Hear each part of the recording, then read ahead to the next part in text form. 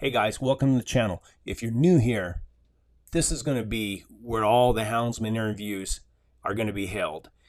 And I thought since YouTube come up with this new podcast feature, I'm not real sure how it's going to work, but all these CDs, or when I first got them, they came in they were in CDs, but they were copied. Somebody else had bootlegged them.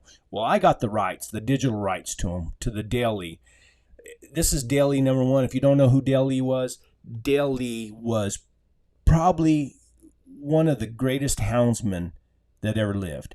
He, when all us guys get around the campfire at night and we're talking hounds and dogs and hunters, Dale Lee's name always comes up because he lived a time in life that we'll never see again. And he went to Mexico and caught jaguars and lions and bears and everything in between, guided lots of hunters. If you ever seen the book, The Life of the Greatest Guide, it's almost word for word the same as these CDs. So here you go. Here's the first one. Hit that like button. Let me know if you like it. And I've got like 20 of these I can put up with him in his own words telling the stories. Thanks. This cassette is a part of the greatest hound stories ever told by Dale Lee. With 60 years of big game hunting under his belt, Dale tells these true stories as they actually happened. True adventure that can only be relived through the stories of men like Dale Lee in a world that will never be seen again. Here are a few of the highlights of tape one. Dale camps 9,000 feet above sea level in an old fire cabin on Snowshed Ridge and starts what would end up being a 3-day lion track. Dale talks with celebrities like John Wayne and Gary Cooper and takes DuPont president R.M. Carpenter hunting. Listen to the call of the jaguar and how Dale gets snake bit. Relax and get comfortable now as Dale tells his story of how he took 2 Iowa farmers jaguar hunting in Mexico. Dale? Well, now this is about a hunt that took place somewhere around 56, 57. And it was in the swamps of Nayarit, Mexico. And our guests were 2 Iowa farmers. Now, one of them was a man that was around 65 years old. And he was tall and slim and wasn't carrying any extra weight. And his partner was a man that was probably around maybe 45. And he was tall and fairly slender, but he was carrying a lot more extra weight than the older man. And so then I was talking to him about the hunt, and I told him, I said, well, now here is the procedures of the hunt, and about how we would call at night. And then if we didn't get an answer, we would take our dogs and make a circle.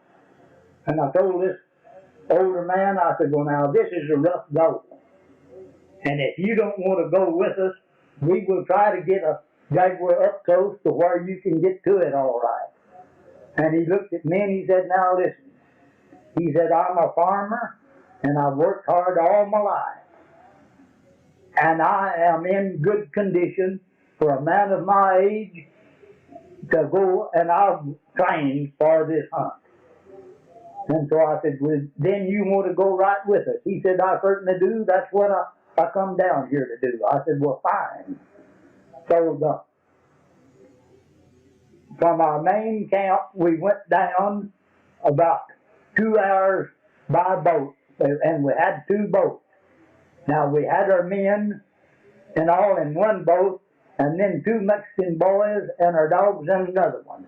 And these were kind of flat-bottom canoes that I had special made out of a special kind of plywood with plastic glass.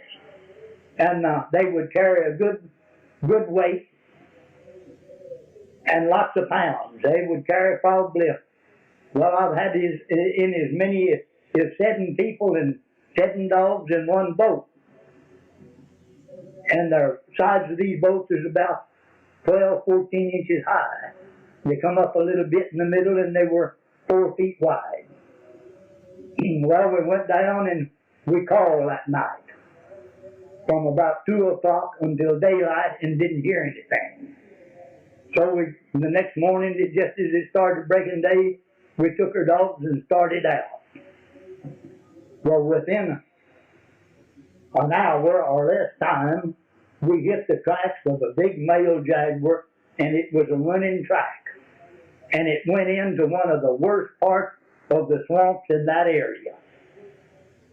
And I had an old hound there that had been one of my striped dogs and all for a long time, and he was getting old, and the poor old dog, he seemed to realize when they went into that worst country there, he stopped. And he just stayed there on the edge of that swamp until we finally came out and picked him up. That was some of his last races. Well, anyway, when they went down into there, they went at least 2 miles right straight away. And they were going fast. And I was coming along with one old Mexican fella and myself, and these 2 hunters as fast as I could go. And I had Charlie Settle that was working for me from Dover, Tennessee, and a Mexican running the dogs to protect them. I always sent some fleet-footed people with those dogs to keep them from all getting killed and losing them. So we finally caught up with Charlie and the dogs, and this other Mexican boy was with him. And they had made a bad lose. But instead of having trouble of keeping the old man up, it was his partner. He caused us a lot of delay because he couldn't keep up. And he couldn't keep up with the older man. And he was 45 and the old man was 65.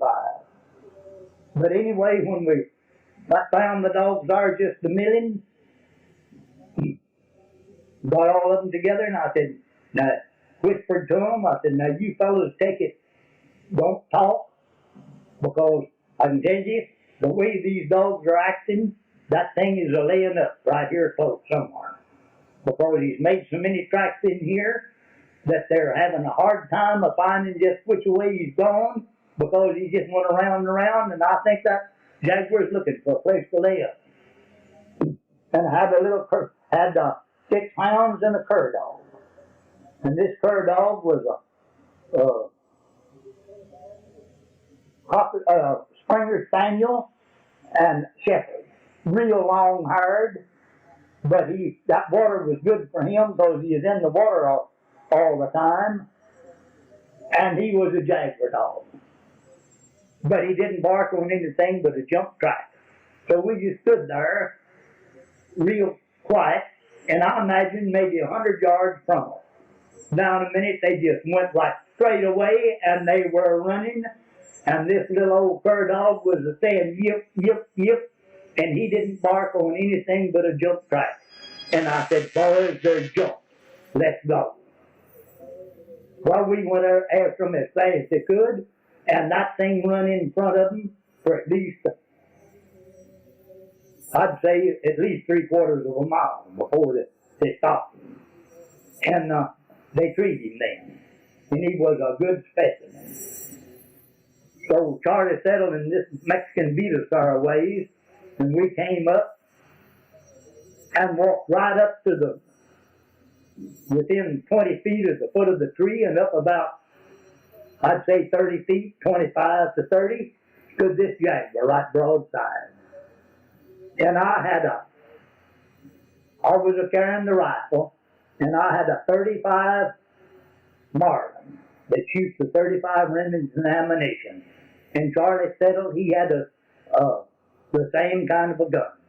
And those are real good jaguar guns, because instead of a real high-powered rifle, when you're shooting through leaves and things at a jaguar, they won't deflect like a real high-powered rifle will, with it's got a smaller bullet, and they do shoot a big bullet. They shoot a 200 grain bullet.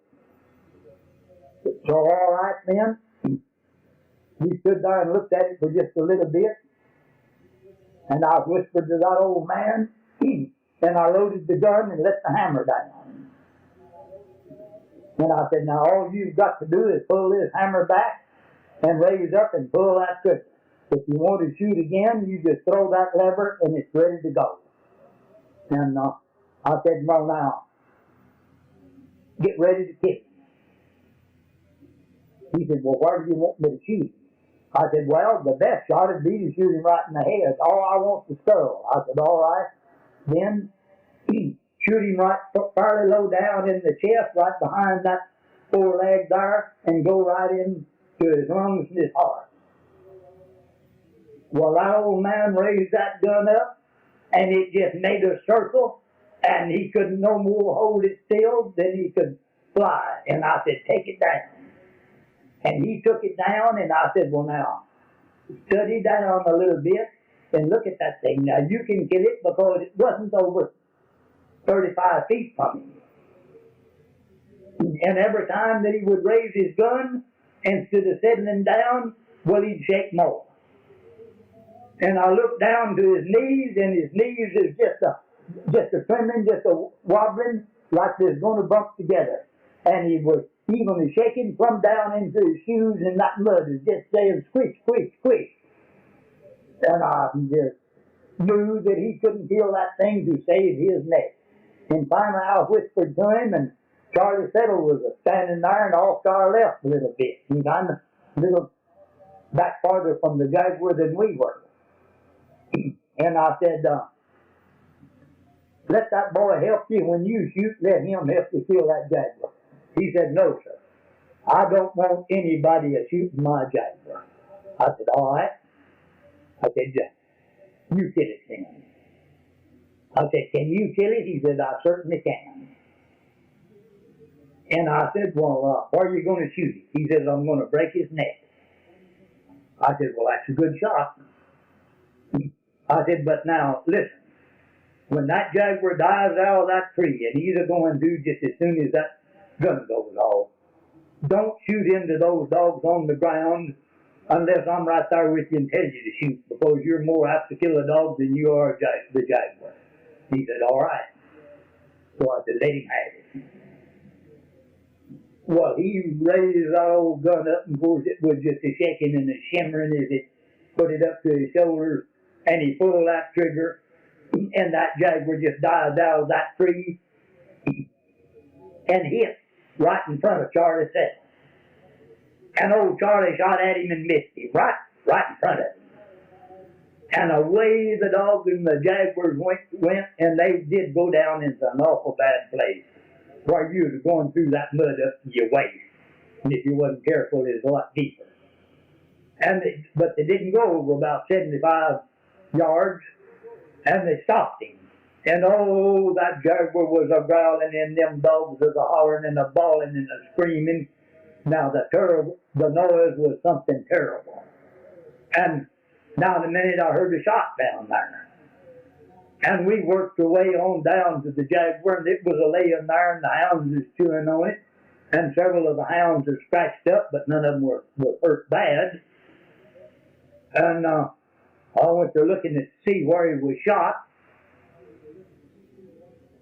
And that old man had fixed him to where he couldn't have bit one of your dogs, because he'd hit him right out in the point of the lower jaw and crossways and just shattered that jaw. I mean, it was really broke real bad.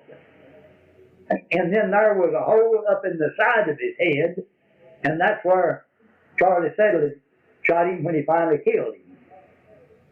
And this old man, we was examining him, and this old man said, well, now listen, says, here's something that I can't figure. He said, look, he said, I hit that thing right up in the side of the head, and it went down and broke his lower jaw, and still he run like that and fought those dogs like that until he died. And his partner turned around and looked at me, and I didn't say anything. And his partner just put his finger up to his mouth, like for me to not say nothing, and to be quiet. And so I didn't say anything, and all I said to the old man, I can't, that's a hard thing to figure out. So we gutted that thing and got it back up there and put it on a pole, and these 4 Mexicans took turnabout carrying one into the pole, and we finally got it out and got it back to camp and took care of it. And that old man was so excited that he never knew that Charlie Settle ever fired a shot. And he shot twice.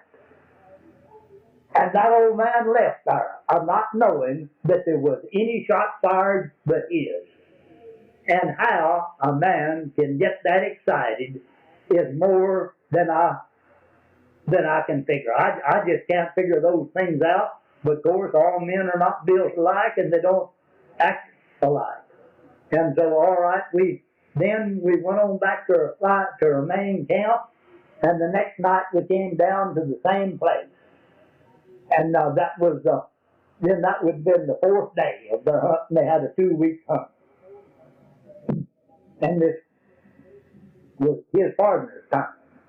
So as we was going into there, we was patrolling this boat, and the old man that called for me a lot, that was a real good caller, there was strong competition between this old man and myself.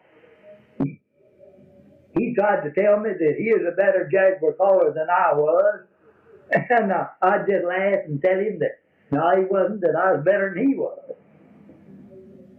But anyway, going into this, to where we was going to stop our boat, and that's as far as we could go back in there.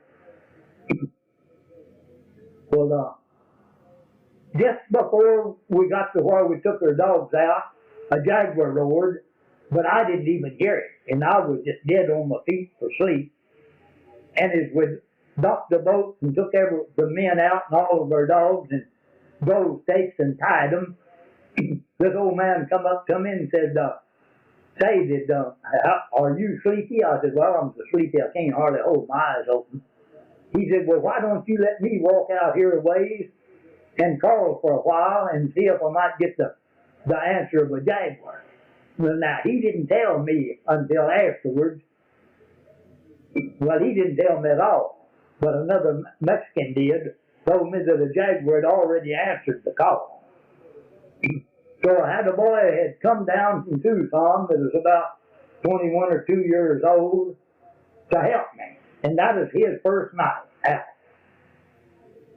So he asked me, said, can I go with Pascasio out there when he's a-calling and see what happens?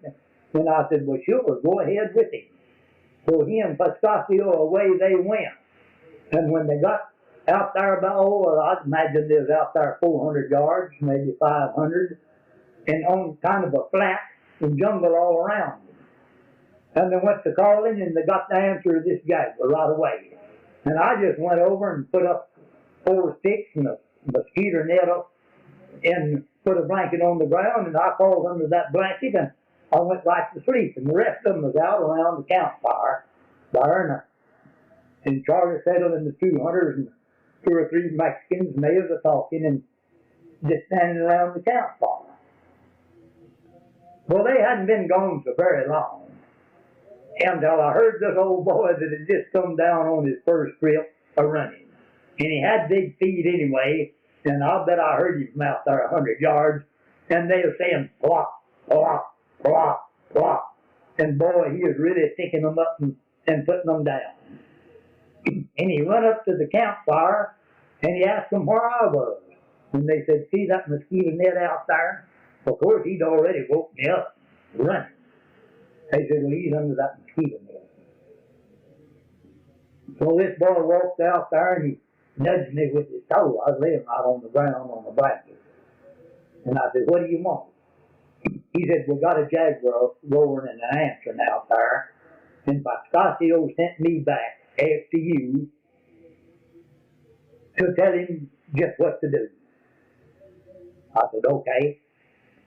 So I jumped up, and away we went. We got back out to Pascasio there, and called quite a few times, and not another roar, not another answer. So it wasn't good. It just began to tinge a little bit in the east daylight. So I said, let's go. I said, Pascasio, do you know where we can go to pick up that track? He said, I'm sure that I do. And I said, how long will it take? Well, he said, it won't take long from when we leave that camp there to where we're out there to where I expect to pick up that track. And I said, okay, let's go on back. So we went on back to camp. And it began to get lighter. And I said, come on, boys, if you're going to eat anything, eat it. By golly, let's get ready to go. And so I was having a little something to eat. And now in a minute, we heard a jaguar roar, and it was right there, right close to us. And that thing had come on and come right straight towards us. And it was the same one. It was a big female.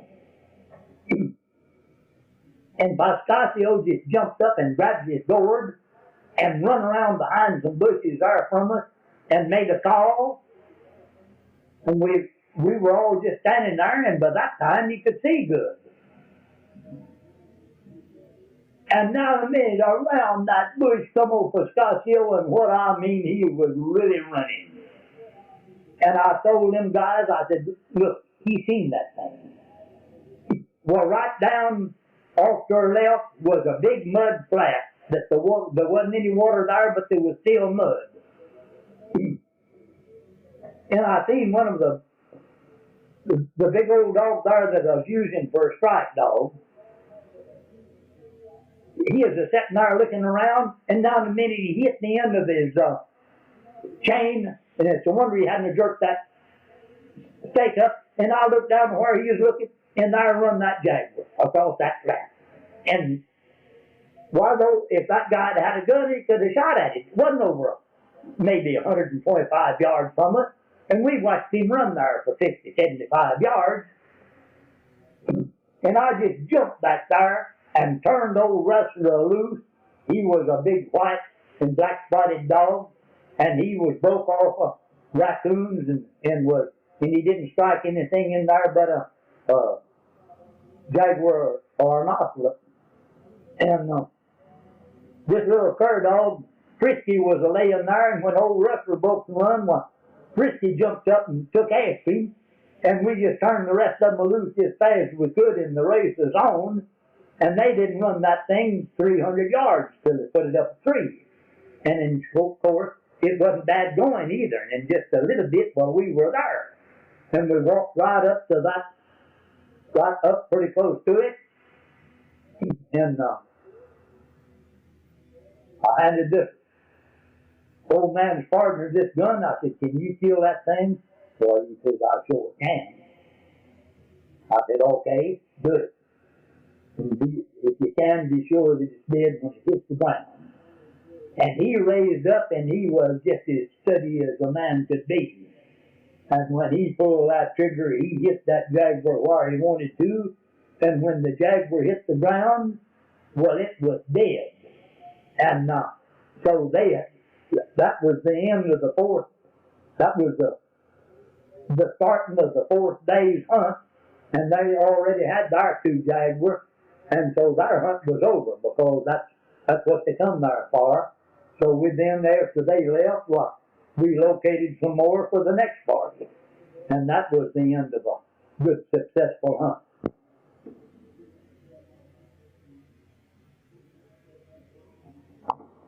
Well, this hunt took place probably in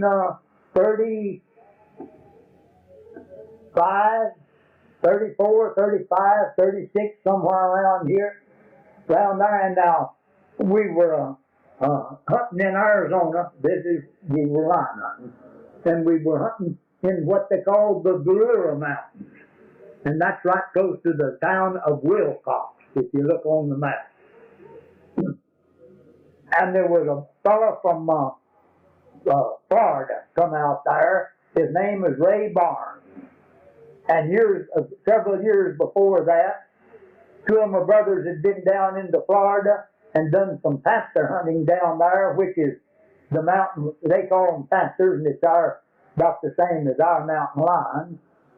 And one of his brothers hunted with their brothers down there, so this Ray Barnes come out there, and no, Charlie Barnes, the other one was Ray.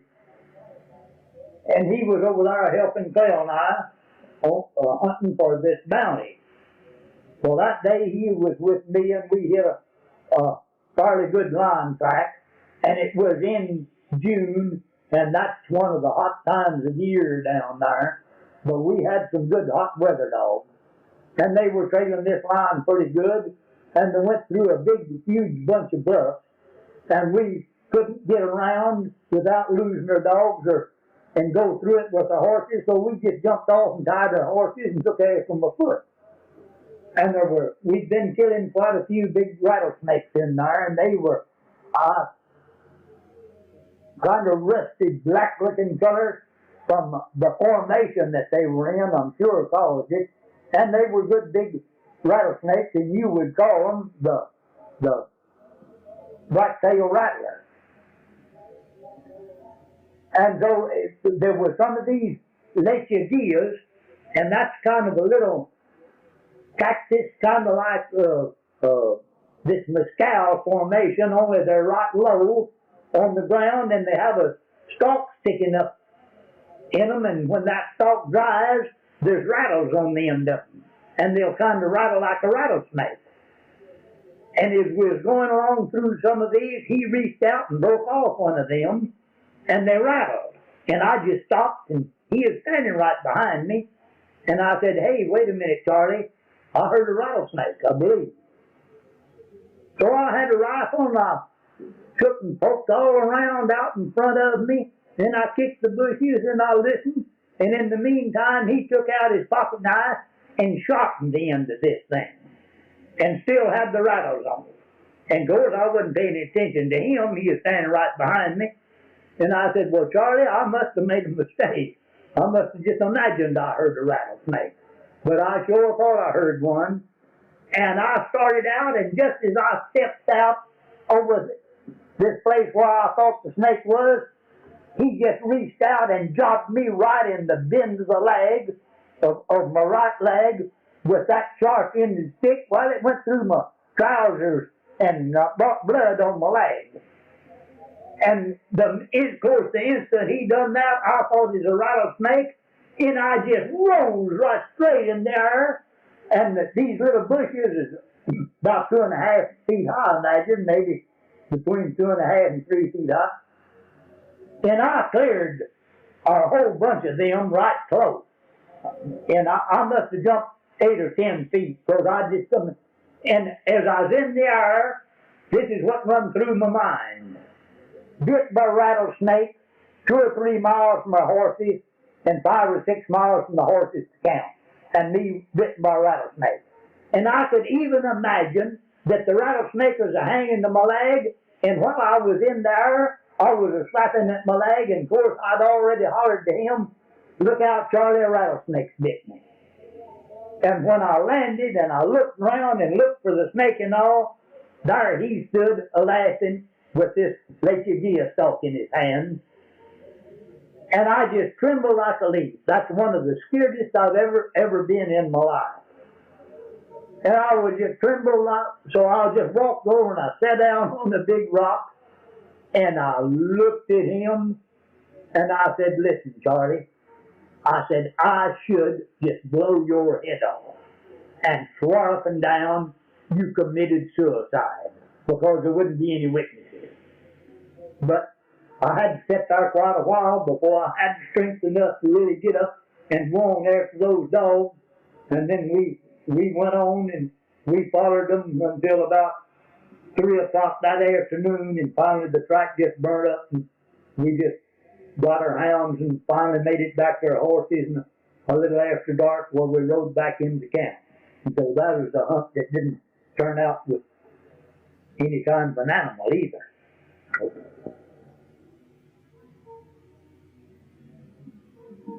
Well, now, I'll tell about the calling of the jaguar. Now, this is what I mean by calling them. Now, this is supposed to be another jaguar, and that's what they think it is.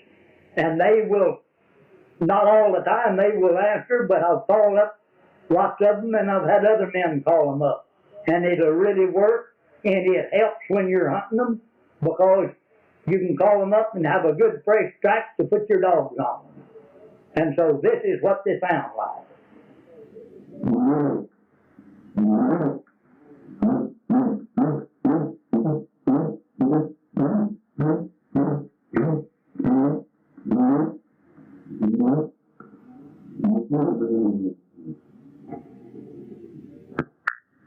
now this is the way that they go when you're calling them, trying to get them up.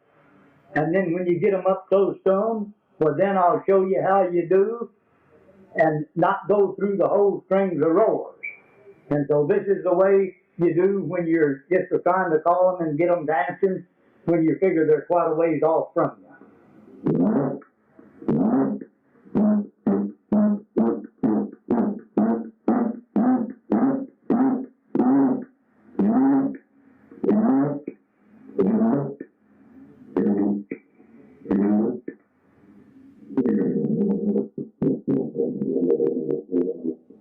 And when you get them up to where you hear them give that growl, well, then you know they're right close to you. So if you want to draw them on up any closer, you go like this.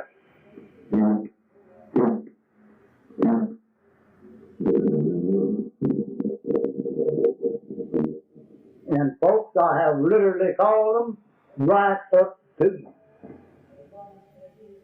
Well, over the smaller end of this gourd, I either put the drum head or a cat hide, and right in the middle I punch a hole, and I run a little horsehair that is a flat rope that is about 1/4 of an inch wide and flat, and it'll be a couple of feet long, and I put it through there and come out the other end of the gourd that it's open with a bigger hole about 8 inches across. And then on that horsehair, well, I put beeswax. And then on the beeswax, well, then I put rosin, just like the fiddlers use that they put on their bows. And I rosin it and beeswax it up real good. And then I rub my hand. It's my right hand that I use, and I rub my hand with that beeswax and that rosin, and I try to get it to where my fingers will vibrate when I rub them against one another, and then I pull on that horsehair rope that's got the beeswax and the rosin on it, and I make the sound of the jaguar.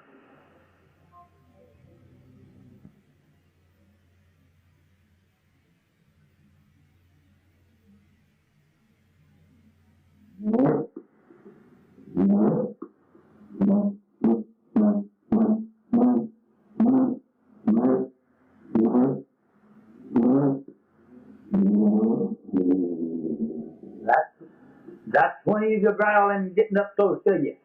Now, when I first started out, I used an ox horn, and down from the little end of the ox horn, about, I'd say 5 or 6 inches, and out on the bow side where it's bending, you make a hole into it, and that hole will be about as big around, a little bigger around than my middle finger.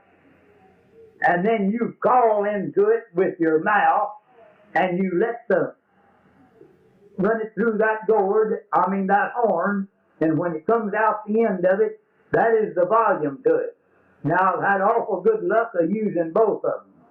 But the reason that I finally went to the gourd is, after I would call for several hours at night, and then the next day, my vocal cords would be so bad that if I said good morning to you, I'd say, good morning, how are you this morning? And that didn't work very good. So I went to using the gourd, and then I've used this gourd for many years. But the closest jaguar that I ever called to me, and up close to me, I was using a horn. And that was in Nicaragua, Central America. Well, now, I've used these calls in several different countries. I've used them in Mexico.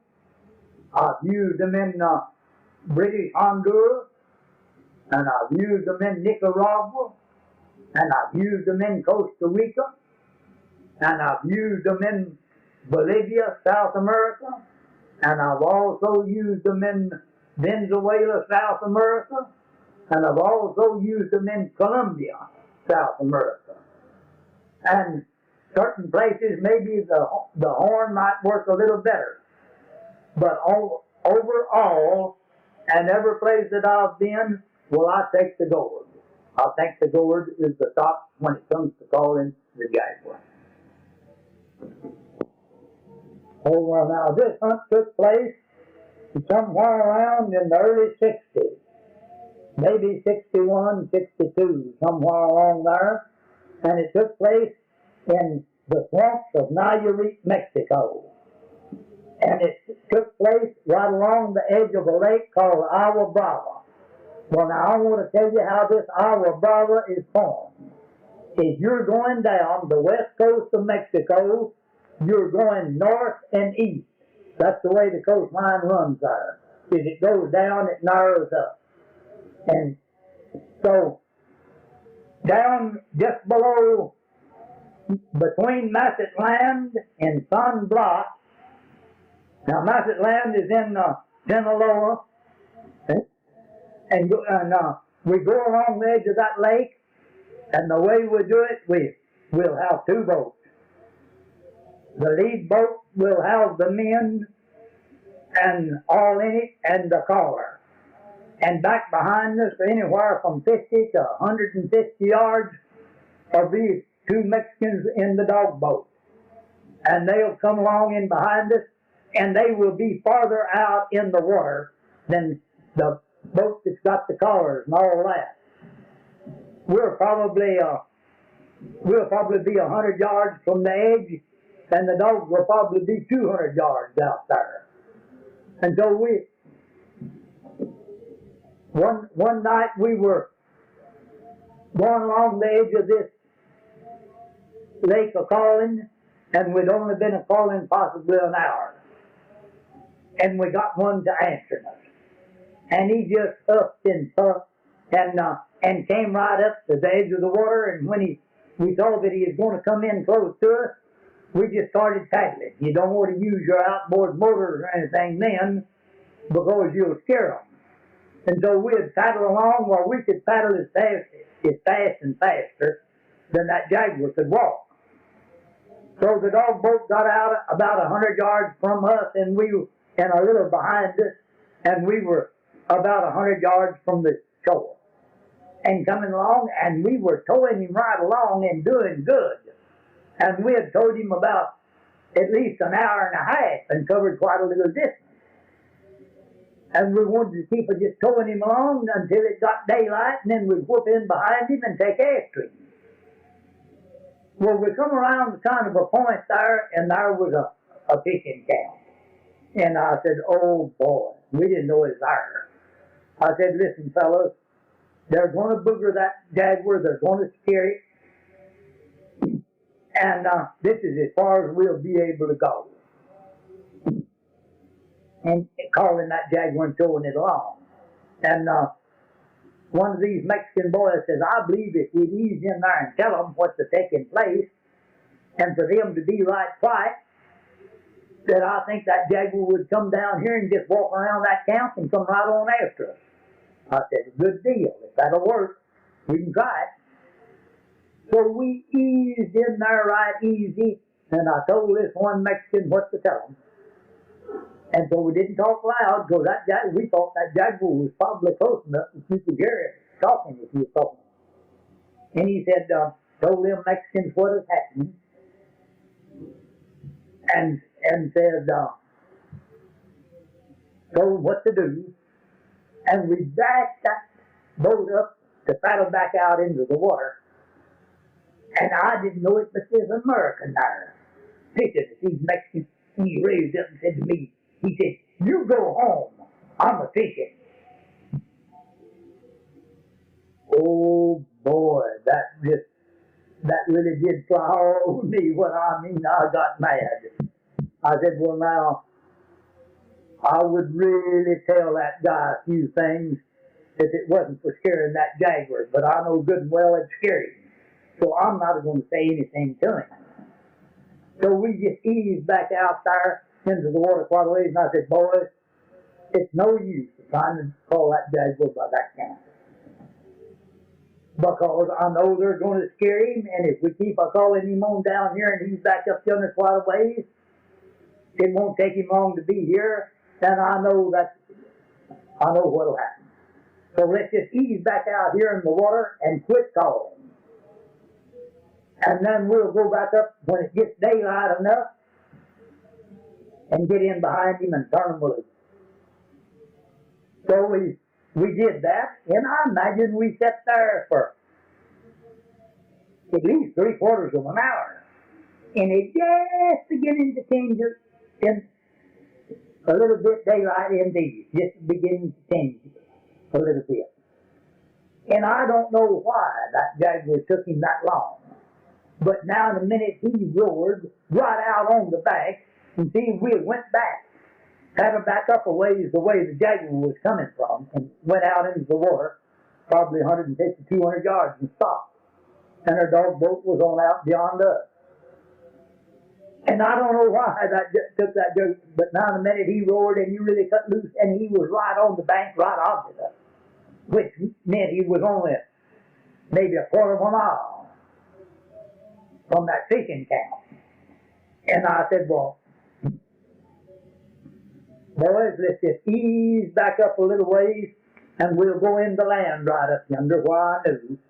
And there was an opening there that went up and down, kind of the parallel of our Brava, but just right on the other side of that opening, which in places it wasn't over 100 yards wide, was jungle and swamp, and good jungle.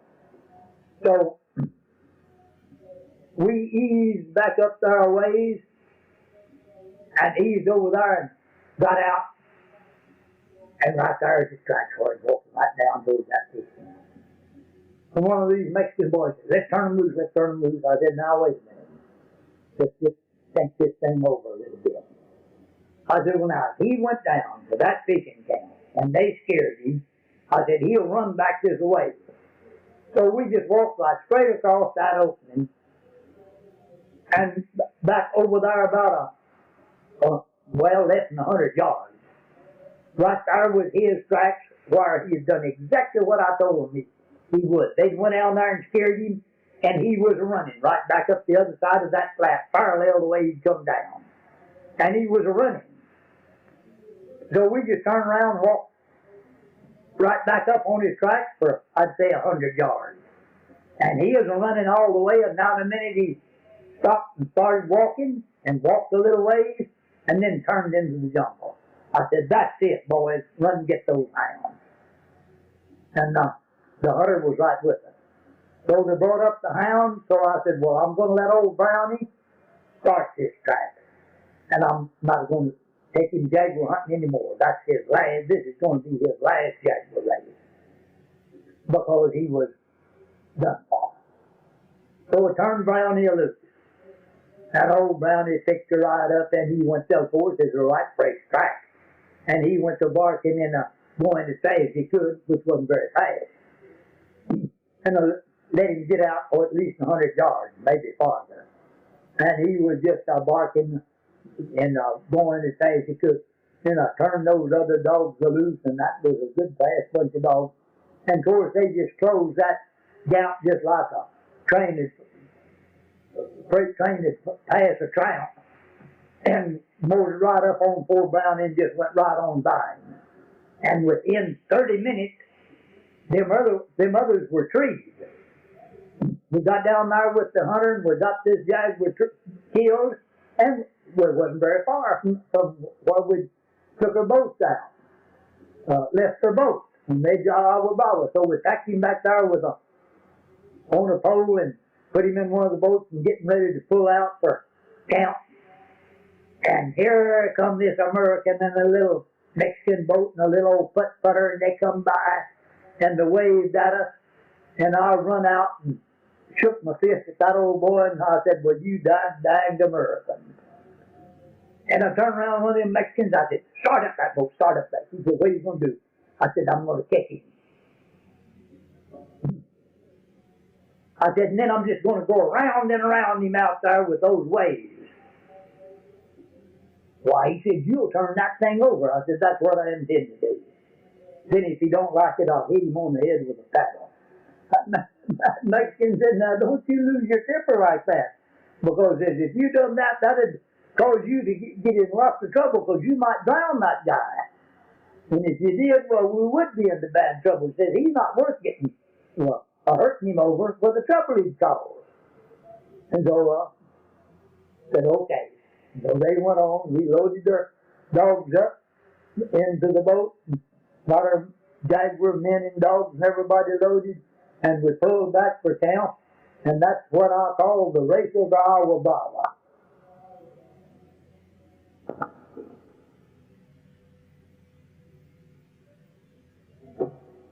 All right, this is about a hunt that took place in the Chiricahua Mountains. This took place somewhere around 1935. Clell and I had been hunting for the old Biological Survey in New Mexico, and we came back home for a while, and Ernest and Vincent, our two older brothers, they were working for the Biological Survey in Arizona. So we thought we'd help them there for a while before we went back up to our job. So these Chiricahua Mountains run north and south, and they rise up to 10,000 feet. Well, this was in the summertime, and it gets pretty hot down that far south. So we took a big camp and went to the top of the main divide and then went south out to a big ridge they call Snowshed Ridge, in which was on a good government Forest Service trail where we camped. And I believe that Trail helped me move up there, but he went back the same day. And he didn't get back in home back to Paradise then till way late that night. And I stayed in camp, and the next morning then I got up and took, I think, 7 dogs and started hunting, and I went back around the main divide back towards home for 5, 6, 7 miles, somewhere in that neighborhood, and I dropped off into the head of the big canyon there on the government trail that they call Cave Creek. And below there's lots of high, rugged bluffs that there's beautiful scenery, and they're got lots of color to them, reddish color. And I wasn't over a mile from that main divide until I picked up this line track. Well, right away, I saw that it was a big male line. I found this track. And I've got the dog started on the right end of the track. Now listen, folks. Some fellows will tell you that they've owned dogs that will not backtrack a line. But when they tell you that, they don't know what they're talking about. For me and my brothers have handled, I have no idea, but thousands of hounds. And we have never owned one that would not backtrack a line. And I don't know the reason that they cannot tell from one end of a line track from the other, unless it's some way that a line scent lays in their tracks different to most animals. Now, I have seen hounds that would backtrack a bear that had that, but 90% of the time when you hit a bear track, your dogs will go on the right end of it. Well, that don't apply to line. So I got them there on the right end of the track. Now, this track was not a fresh track, and they could just carry it by 7 good slow trailing hounds just about as fast as I could keep up with them through some rugged country, and I was horseback. So they just kept up a pretty steady pace, and when it got time for me to have lunch, well, I couldn't stop long enough to have lunch because my dogs would get too far ahead of me. So I just jerked out a sandwich and ate it on the go.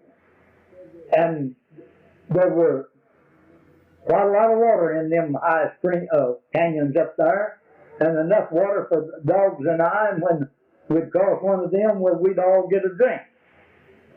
Well, just about sundown that evening, I saw the way that line was a-going, and he was a kind of in under that big snow shed ridge then, and was a-going south. So I took him off, and I went back to camp, and that evening, got back in there just as it was getting dark. Raquel had came back up from Paradise. So the next morning, he and I got up, and we left there, and we always had at least 2 packs of hounds from that to 4. We just, way back in there, we had just 2 packs of hounds. I think we had 14, 15. We took that other pack the next day, and we cut in front of where we knew for sure pretty well the way this line was a-going, and we picked up his tracks. And they carried it about the same as they did the day before, just a good steady pace, which means through that rugged country, probably 10 miles would be about the distance that they trailed it the day before. And that day then we wound up about the same distance, and they were still carrying that track, and we took them off. By that time, we had passed through the south fork of Cave Creek and into a big drainage they call Price Canyon that runs south from the... And so we finally took them off, and we were closer to camp than I had been the day before, but it was a steeper climb, and we got into camp really later than I'd got in before because we had such a steep climb to get back out to the top of this high ridge. And it was probably 3/4 of an hour after dark when we got in. So we had to take care of everything, and we had to see that our saddle animals were hobbled out in good feed. And of course, we had grain farm, and we had to feed and water our dogs and look at their feet. And if any of them needed doctoring, we'd doctor them. Then early the next morning, we pulled out, and we cut in front of that line with another pack of dogs, somewhere around 2 miles, I'd say that day, in front of where we'd left it before. And we picked up his tracks, and that day, we done all of our trailing in the drainage of that Price Canyon. Well, about the same time, about sundown that day, we were then closer to camp than we'd been the 2 days before. And we took them off in this big deep canyon, and wasn't too high a climb till we come out on a ridge between Price Canyon and West Turkey Creek. And we hit a good government trail, and we got back into camp just when it's getting pretty good dark. Well, the next day then, when we pulled out, well, we had to go back this government trail, so we just followed it back out on this government trail and picked up his tracks on that government trail. Well, in a little while, it seemed like that the track got better, and the hounds speeded up. And we didn't know just exactly what was causing that track to get better unless he had fooled around in his travels, because that line was a-traveling. And he may have been looking for other lines the way he was a-traveling, because he was just making a big swing. And he had just really swung right around our camp. Well, about 2 o'clock, they kept getting faster, and finally the hounds got so far ahead of us that a part of the time we couldn't even hear them. And we were riding just as hard as we could. But folks, that's rough, rugged country, and you can't ride through it too fast. Well, about 2 o'clock that afternoon, we come up on the edge of a big deep canyon that they call Mormon Creek that runs into West Turkey Creek, and we heard them jump way down in some big bunch of brush. And they come out of there really running, and we knew that they had that line jumped. Well, they reigned probably a mile, somewhere in that neighborhood, and the trees. And we got down there, finally got to them, and we killed that lion. Well, now our job was that we were supposed to see what all of these lions had been a feeding on. Now, see, our two older brothers was working for that biological survey, and this would be one of their lions. So we cut him open, and then we knew his delay that day, or that night on his travels. He had just killed and eaten a bear cub, and what I mean, he ate all of that cub. And in one little hind foot that was about 3.5 inches long, maybe 4, somewhere, I never measured it. He just bit it in the middle and swallowed it. And just one little toe, little outside toe was gone, and the foot was just perfect. So I took that little old foot out with his stomach and put it in my shaft pocket, and the juices from that lion's stomach, I guess, kind of preserved that little old foot or something, and it never spoiled, never smelt or anything, and I carried that little old foot around in my pocket for several months, at least 4 or 5 months. When anybody gets talking to me, well, then I'd show them that little bear foot. And now that shows you how these lions will cover the ground. Now, these male lions will range much farther than your females. And they will go from one of these ranges of mountains down in that country to another range of mountains. And they figure that one mountain lion will sometimes range as far as from 150 to 200 miles. And they've been known to do that by tagging them. Now, one lion in Nevada had a kind of a summer range that he'd make big circles in a winter range. And they were 100 miles apart.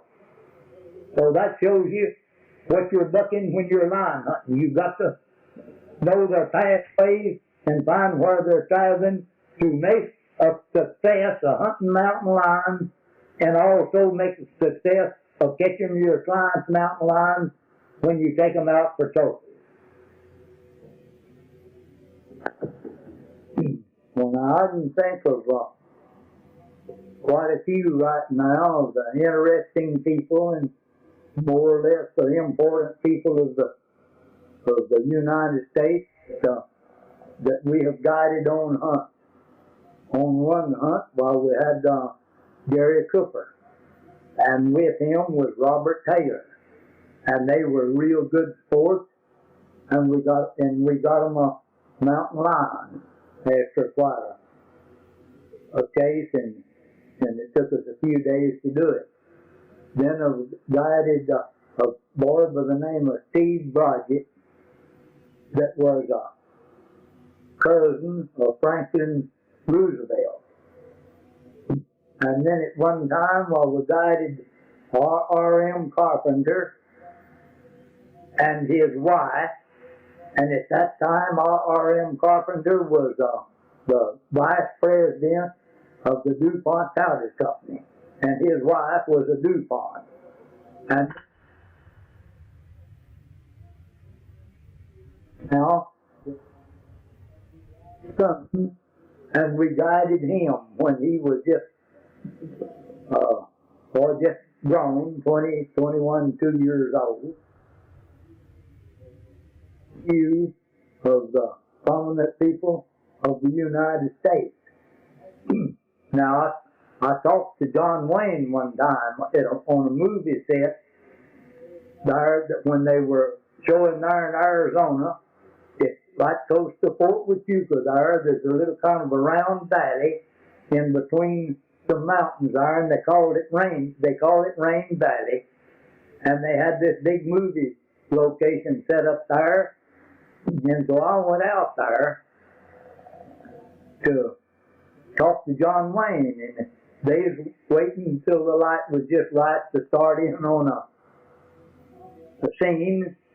And I walked up to the outfit there and I asked an old boy, I said, which one of these fellows over there is John Wayne? And he pointed him out to me, and he is sitting down talking to a group there.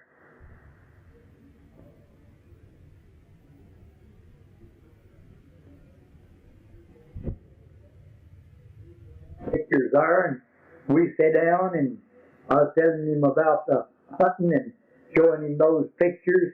And oh boy, those old boys there that was running that outfit, they really got mad at me. And I finally had to get up and go because John Wayne was talking to me when he was supposed to have been out there shooting the scene. And those promoters, they didn't like that very good. They said I was distracting everything, so I finally left.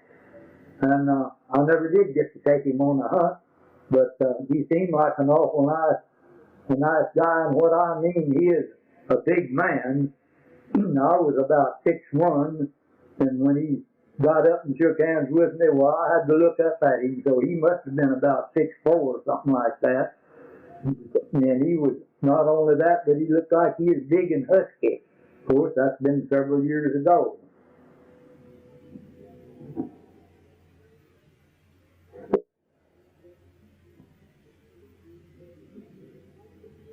This cassette is a part of the greatest hound stories ever told by Dale Lee. With 60 years of big game hunting under his belt, Dale tells these true stories as they actually happened. True adventure that can only be relived through the stories of men like Dale Lee in a world that will never be seen again. Here are a few of the highlights you'll find on tape 2. Dale tells how the electronic trainer was born. He discusses the different temperaments of some dogs. And then, Dale gives a tribute to Ben Lilly. Some say Ben was the greatest hunter that has ever lived. Ben Lilly, the legend. One of his ambitions was to get 100 bears in 1 year. In 2 different years, he got 98. So relax and get comfortable now as Dale relates his experiences with the man who never told a lie, Ben Lilly. Now, here's Dale. Well, I've been asked many times by many different people. In my estimation, who I thought was the greatest hunter that I'd ever known or ever heard of, and especially in my time. Of course, Ben Lilly was a much older man than I was. And to me, he was the greatest hunter that ever hit the country out there, a hunting lion and bear. Now, I saw Ben Lilly, but when I seen him, he had already more or less lost his mind, and he couldn't carry on an intelligent conversation with him, so I never tried to talk to him. But this brother Ernest run on to him, I think it was either 2 or 3 different times in his travels, and he talked to Ben Lilly several different times. And now this Ben Lilly was from Louisiana, and he started out hunting down in there, and then he went over and hunted for many years in the big thicket, they call it, there in Texas. And they claimed that he could go to the edge of that big thicket and take his knife and stick it in one of those big trees, and then he could go way around and come right through those thickets, and this is how keen that his directions were, and come right through that thicket and come right up to that tree and reach up and take out his knife and take that knife out of that tree. And I don't doubt it a bit, because now he hunted lots of country, and as far as I know, he could really keep his direction. But I know one time that Ernest asked him, says, Mr. Lilly, was you ever lost? Well, he said, no, I don't guess I really badly lost. But he says, as much country as I've been in strange country and all that, he said, I've had a little trouble with my directions a few times, but I always made it out. Now, Ben Lilly hunted quite a lot in that country down in there where I started out to hunting in Arizona, but he was mostly from New Mexico. And at one time there, right up in the mountains, where Phil and I, in the White Mountains of Arizona, where we've done lots and lots of hunting, he got after some of the last of the grizzlies in that country, and he run that grizzly, and it was in the fall and winter time when the snow was getting high, deep in the mountains, and he trailed that grizzly for 3 days, and he finally killed him right up on top of that mountain there, and in a canyon called Horton Creek that I've been in many times.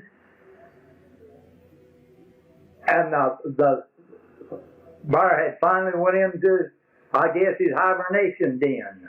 And he got up there and the bear come out and he killed him. And so he, to my notion, is the greatest hound hunter.